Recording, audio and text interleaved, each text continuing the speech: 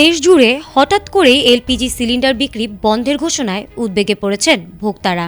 রান্নার প্রধান জ্বালানি হিসেবে এলপিজির ওপর নির্ভরশীল লাখো পরিবার ও ব্যবসা প্রতিষ্ঠানের দৈনন্দিন জীবনযাত্রায় এর প্রভাব পড়তে পারে বলে আশঙ্কা করা হচ্ছে।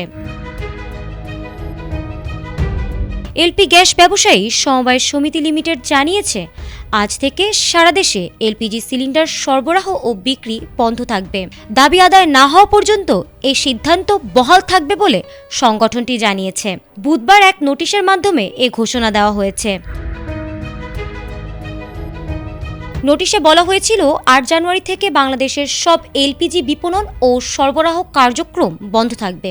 একই সঙ্গে সব কোম্পানির প্ল্যান্ট থেকে গ্যাস উত্তোলন কার্যক্রমও স্থগিত করা হবে।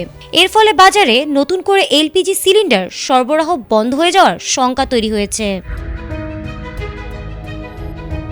এর আগে বুধবার জাতীয় প্রেস ক্লাবের সামনে সংবাদ সম্মেলন করে নিজেদের দাবি তুলে ধরেছেন এলপিজি ব্যবসায়ীরা। তারা ২৪ ঘন্টার আলটিমেটাম দিয়ে বলেছেন, দাবি মানা না হলে সারা দেশে অনির্দিষ্টকালের জন্য এলপিজি সিলিন্ডার বিক্রি বন্ধ করে দেওয়া হবে। নির্ধারিত সময়ের মধ্যে দাবি পূরণ না হওয়ায় সন্ধ্যায় বিক্রি বন্ধের ঘোষণা দেওয়া হয়েছে।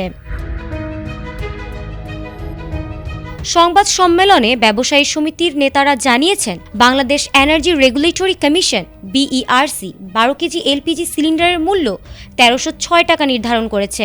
তাদের দাবি আবার নতুন করে এলপিজি সিলিন্ডারের মূল্য সমন্বয় করতে হবে। পাশাপাশি প্রশাসনের মাধ্যমে পরিবেশকদের হয়রানি ও জরিমানা বন্ধ করার দাবি জানিয়েছেন তারা। এ পরিস্থিতিতে দ্রুত সমাধান না এলে এলপিজি নির্ভর সাধারণ মানুষ ও ব্যবসা খাতে বড় ধরনের সংকট তৈরি হতে পারে বলে মনে করছেন সংশ্লিষ্টরা। ফারহানা হক, ATN বাংলা।